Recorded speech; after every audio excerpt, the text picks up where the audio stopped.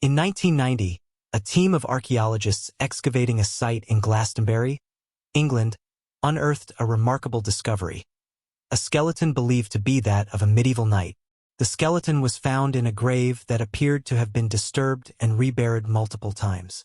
Along with the skeletal remains, the archaeologists found a peculiar inscription and several unusual artifacts.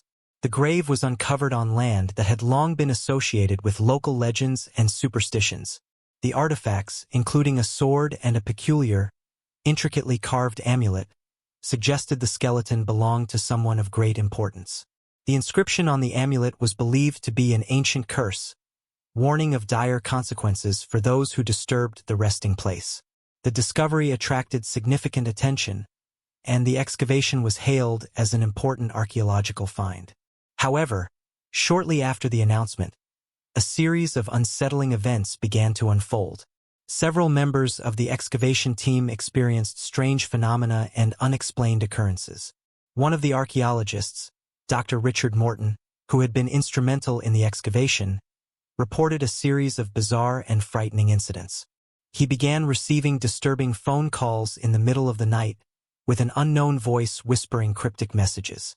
Dr. Morton also claimed to see shadowy figures in his peripheral vision and experienced persistent nightmares about the grave site. As the weeks went by, the rest of the team experienced similar disturbances. Equipment malfunctioned mysteriously, and several team members suffered from sudden, unexplained illnesses.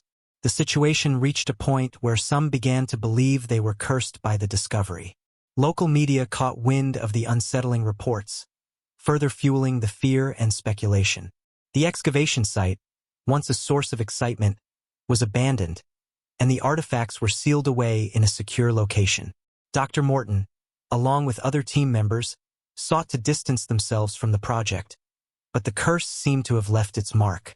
Dr. Morton reported that his life was permanently altered by the experience, with lingering effects on his health and well-being. To this day, the story of the Glastonbury skeleton remains a chilling example of how real-life archaeological discoveries can intersect with ancient superstitions and curses. While skepticism surrounds the idea of a literal curse, the eerie coincidences and unexplained events that followed the excavation have left an enduring sense of unease surrounding the find. Months after the excavation was abandoned, the story of the Glastonbury skeleton had faded from the headlines, but for those involved, the terror had only just begun. Dr. Richard Morton and his colleagues thought that distancing themselves from the project would bring an end to their nightmares, but it seemed that the curse had a life of its own.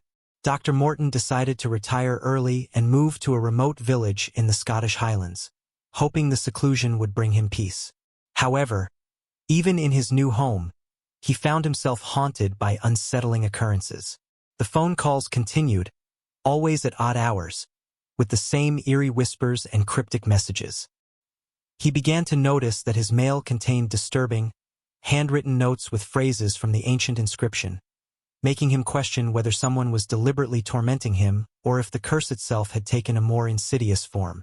Meanwhile, another archaeologist from the team, Claire Thompson, reported increasingly bizarre incidents. She found that her home was being inexplicably vandalized. Her belongings were rearranged in ways that seemed almost ritualistic, and symbols that matched those found on the amulet were scrawled on her walls. Claire was also plagued by vivid nightmares of shadowy figures and felt an oppressive presence in her home. Her attempts to seek help from paranormal investigators only led to more confusion and fear, as the phenomena seemed to defy explanation. As the years passed, a pattern emerged. The excavation team members who had come into contact with the skeleton or the artifacts seemed to be afflicted by a series of increasingly tragic events. Some experienced sudden, severe health issues, while others found themselves involved in inexplicable accidents. The local community, already wary of the excavation's unsettling reputation, began to associate the disturbing events with the cursed artifacts. A former local historian, James Ellison, became intrigued by the legend and decided to investigate further. He discovered that the land where the skeleton was found had a long history of supernatural occurrences and was once the site of ancient rituals. According to local folklore, the artifacts unearthed were believed to be cursed relics from a time when dark magic was practiced. The curse was said to be a form of ancient protection against grave robbers and those who disturbed sacred sites. James's investigation led him to an old manuscript in the archives of a nearby monastery, which detailed similar curses from ancient times.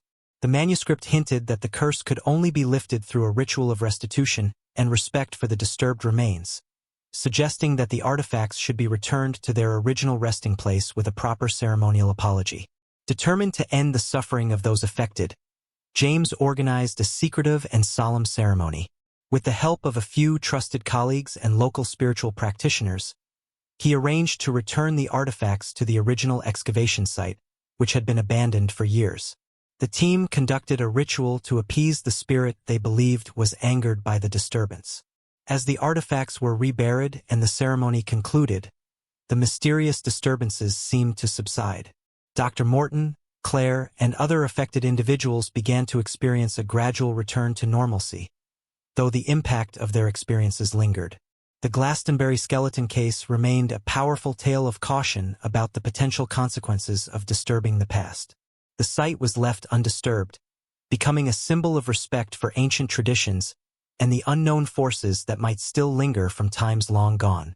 The curse, while seemingly lifted, left an indelible mark on those who dared to uncover it, serving as a haunting reminder of the shadows that can be stirred when history is disturbed. Years after the artifacts were reburied and the ceremony concluded, the tale of the Glastonbury skeleton had settled into local legend. The affected archaeologists, now mostly retired or moved away, seemed to have found some peace. However, the calm was deceptive. The true resolution of the curse was far from complete. In the late 1990s, a new team of archaeologists, led by the ambitious Dr. Emily Carter, set out to explore a nearby site rumored to be related to the original Glastonbury excavation. This new site was believed to hold more secrets, possibly connected to the ancient rituals hinted at in the manuscript James Ellison had uncovered. Unaware of the previous disturbances, Dr. Carter's team began their excavation with enthusiasm. As they dug deeper, they uncovered what appeared to be another ancient burial site. Among the artifacts was an unusual object that seemed to be connected to the amulet previously unearthed. It was a small, intricately carved box sealed with wax. The inscriptions on the box matched those found on the amulet, hinting at a connection to the curse. Soon after the discovery, the team began experiencing inexplicable events. Equipment failures, sudden illnesses, and unsettling visions plagued them.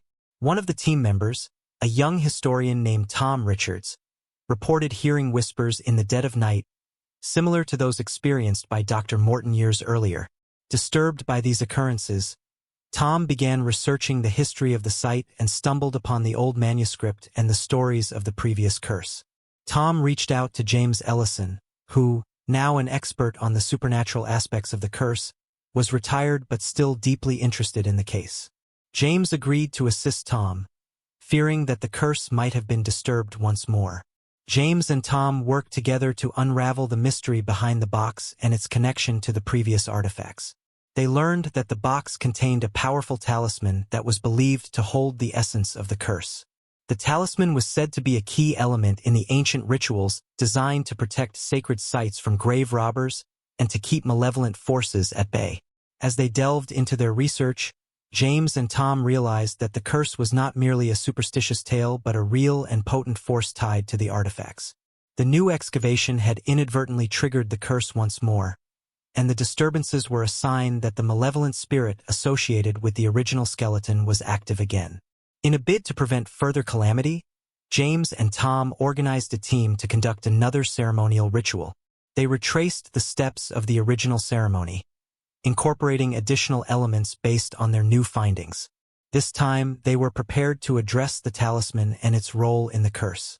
The ritual was held under the light of a full moon, with all participants wearing protective amulets and performing ancient chants to appease the spirit.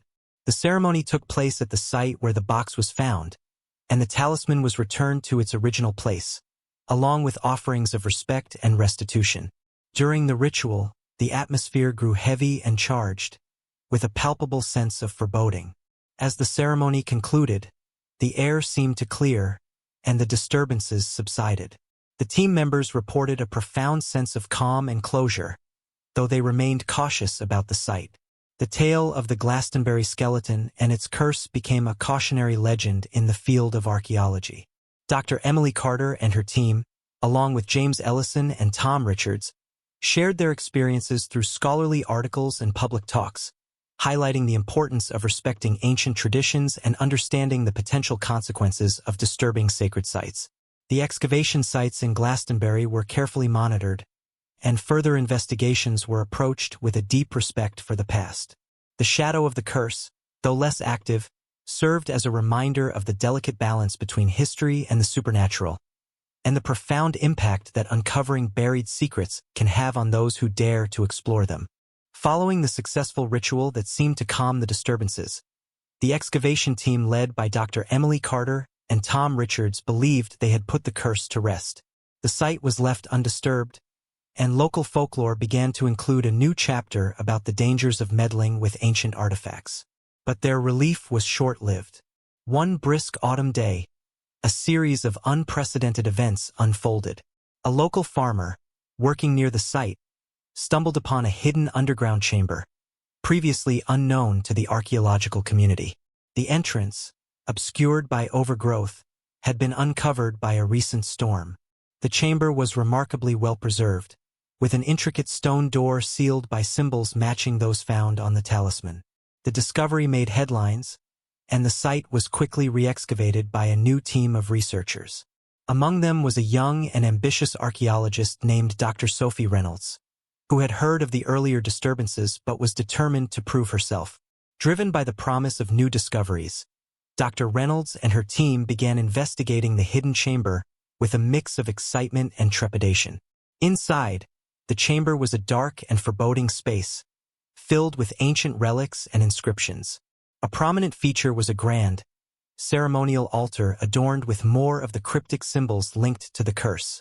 On the altar was a detailed, ancient manuscript written in an old dialect, alongside a small, sealed box similar to the one found earlier. Despite warnings and the ominous atmosphere, Dr. Reynolds' team proceeded with their investigation.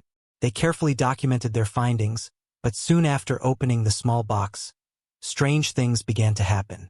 Members of the team reported sudden mood swings, vivid hallucinations, and eerie, inexplicable sounds. Dr. Reynolds, determined to push through despite the mounting tension, focused on translating the manuscript. As she delved deeper, she discovered that the manuscript contained a detailed account of the curse's origins. It described an ancient ritual meant to protect a sacred site from desecration, with powerful and dangerous consequences for those who violated it. The manuscript also revealed a chilling prophecy. The curse would remain dormant until someone disturbed the hidden chamber, after which it would awaken with increased malevolence, seeking vengeance on those who disturbed its sanctum. As the days passed, the disturbances intensified. Members of the team began to experience extreme misfortune, including accidents and illnesses. The once promising excavation turned into a scene of chaos, with the atmosphere growing increasingly oppressive. Dr. Reynolds, realizing the gravity of their situation, reached out to James Ellison and Tom Richards for help. James and Tom, now veterans of dealing with the curse, returned to Glastonbury. They examined the newly discovered chamber and confirmed the authenticity of the ancient manuscript's warnings. The hidden chamber, with its dark history, had indeed reawakened the curse, and its effects were more severe than before. James and Tom, together with Dr. Reynolds and her beleaguered team, organized a new, more elaborate ritual to address the increased malevolence. They sought to neutralize the curse once and for all by performing a ceremonial cleansing of the chamber and invoking ancient rites to appease the spirit trapped within. The ritual was intense and required intricate preparations, including the recitation of ancient prayers and the use of ceremonial artifacts found within the chamber. As the ceremony reached its climax, the energy in the chamber became almost unbearable, with an eerie glow and shifting shadows suggesting a struggle between the living and the spirit world. When the ritual was complete, the oppressive atmosphere lifted, and the disturbances ceased. The hidden chamber was sealed once more, and the excavation site was reburied with utmost respect. The team, deeply shaken but relieved, vowed to preserve the secrets of the chamber and the curse to prevent further disturbances. Dr. Reynolds and her team left Glastonbury with a profound sense of respect for the ancient powers they had encountered. The story of the Glastonbury skeleton and the hidden chamber became a cautionary legend among archaeologists and historians, illustrating the profound impact that uncovering ancient secrets can have on those who seek them. The site remained undisturbed, and the tale of the Glastonbury skeleton was woven into the rich tapestry of local lore, a chilling reminder of the thin boundary between history and the supernatural. Years after the hidden chamber was sealed and the disturbances seemed to have subsided, the legend of the Glastonbury curse took on a new dimension. The story had become a staple of local folklore and academic cautionary tales. However, a new twist emerged when a forgotten piece of history came to light. In 2005, a local historian named Dr. Laura Mitchell, specializing in medieval occult practices, discovered an old journal while researching at the British Library. The journal belonged to a 17th-century antiquarian named William Ashcroft, who had been known for his interest in occult relics and ancient curses. The journal contained detailed notes about the Glastonbury site, including references to a secretive cult believed to have guarded the sacred artifacts and protected the curse. The journal suggested that the cult, known as the Order of the Black Oak, was composed of individuals who practiced ancient rites and believed that the artifacts held immense power. According to Ashcroft's notes, the cult had been active in the area for centuries, and their primary objective was to ensure that the artifacts remained hidden and that the curse was never disturbed. Intrigued by these revelations, Dr. Mitchell began an independent investigation into the Order of the Black Oak. Her research led her to old church records and hidden archives, where she uncovered evidence suggesting that the cult had been disbanded under mysterious circumstances in the late 18th century. It appeared that their last known leader had vanished without a trace, taking with him secrets about the artifacts and the curse. As Dr. Mitchell pieced together the fragments of history, she realized that the order's disappearance might be connected to the disturbances at the excavation site. The cult's protective measures could have been disrupted, leading to the curse's resurgence. Determined to uncover more, Dr. Mitchell sought the help of James Ellison, who had retired from active research but remained a scholar of the supernatural. Together, they conducted a thorough investigation of the historical records and the remnants of the cult's activities. Their research led them to a forgotten chapel on the outskirts of Glastonbury, rumored to have been the Order's headquarters. The chapel was in a state of disrepair, but its hidden passages and concealed symbols hinted at the cult's secretive practices.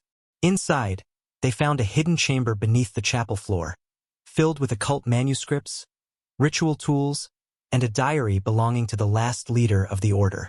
The diary detailed the final days of the Order and revealed a harrowing truth. The leader, a man named Elias Blackwood, had become obsessed with the power of the artifacts and sought to harness it for his own purposes. In a desperate act, he had performed a forbidden ritual to control the curse and consolidate its power. However, the ritual went awry, causing the curse to become uncontrollable and ultimately leading to the Order's downfall. Dr. Mitchell and James discovered that the ritual had not only empowered the curse but had also created a lingering malevolence in the area. The disturbances at the excavation site had been a manifestation of this amplified curse, a direct result of Blackwood's failed attempt to master the ancient power. Realizing the gravity of their findings, Dr. Mitchell and James decided to take action. They performed a new, more complex ritual based on the instructions found in the diary. This ritual was designed to reverse the damage caused by Blackwood's ill-fated attempt and to restore balance to the cursed artifacts. As they conducted the ritual, the air around them seemed to vibrate with ancient energy. The chapel's decayed walls seemed to come alive with eerie light, and the ground shook as if reacting to the power being unleashed. The ritual was intense and required immense concentration, but with each step, the oppressive atmosphere lifted, and a sense of calm began to settle over the area. When the ritual was complete, Dr. Mitchell and James felt a profound sense of relief. The curse, they hoped, had been properly addressed, and the balance restored. They sealed the hidden chamber and ensured that the artifacts and the diary were protected and documented for future scholars, making sure that the secrets of the Order of the Black Oak were preserved but not exploited. The story of the Glastonbury curse evolved into a comprehensive legend that included the dark history of the Order of the Black Oak. The tale became a powerful reminder of the dangers inherent in tampering with ancient forces and the importance of respecting the boundaries between history and the supernatural. Dr. Mitchell and James Ellison continued their work, sharing their findings with the academic community and ensuring that the lessons learned from the curse would be remembered and respected by future generations. The Glastonbury site remained undisturbed, its mysteries and history preserved as a testament to the delicate balance between human curiosity and the ancient powers that lie hidden beneath the surface.